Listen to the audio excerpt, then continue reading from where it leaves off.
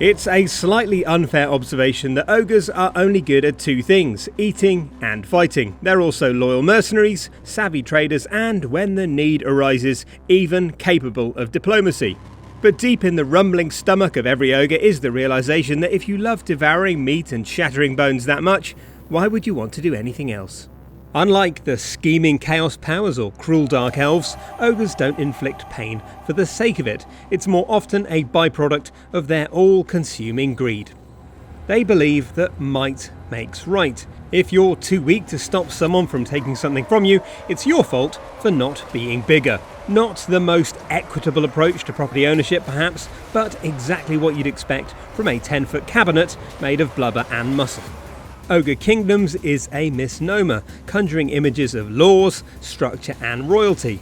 But instead of a monarch, the ogres are ruled by an over-tyrant, usually the largest, richest, loudest and most ruthless creature ogre kind has to offer. And that's a description that barely does justice to the current over-tyrant, Greasus Goldtooth. Or to use his full title, Trade Lord Greasus, Tribe Stealer, Drake Crush, Gatecrasher Hordemaster Goldtooth, the shockingly obese. An ogre so wealthy and corpulent he's given up on walking in favour of being pushed about by noblars on a weaponised treasure chest. On the battlefield, an ogre army is usually outnumbered but very rarely outweighed. Resisting an ogre charge is like trying to fight a landslide with a spoon. Even the most basic ogre troops, bulls, will crush all but the most resilient enemies on the charge. And their more elite iteration Iron Guts are the same but with better armour and more self-confidence. Lowest on the ogre food chain are the noblars, mean-spirited relatives of goblins whose continued existence is predicated on them being more useful than they are edible. They're rubbish in a fight, basically existing to slow enemies down while bigger, more dangerous units manoeuvre into position. They are, however, possessed of enough limited intelligence to build things like scrap launchers, essentially a way of turning weapons too small for an ogre to use into a lethal ranged projectile.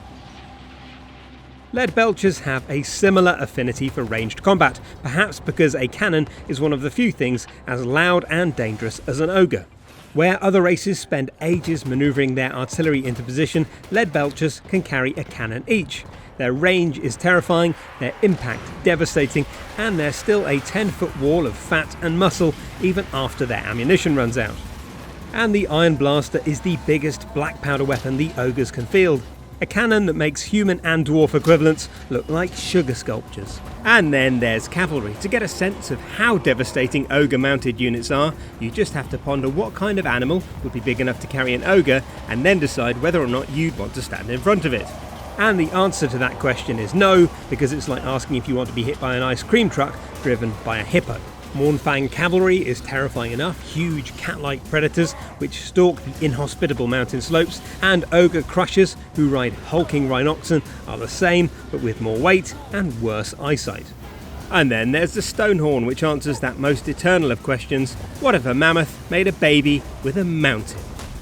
Let's finish with a famous saying about ogre intelligence. They're often observed as being as thick as two short planks, but intelligent enough to nail said planks together and beat the pithy observer to a bloody pulp.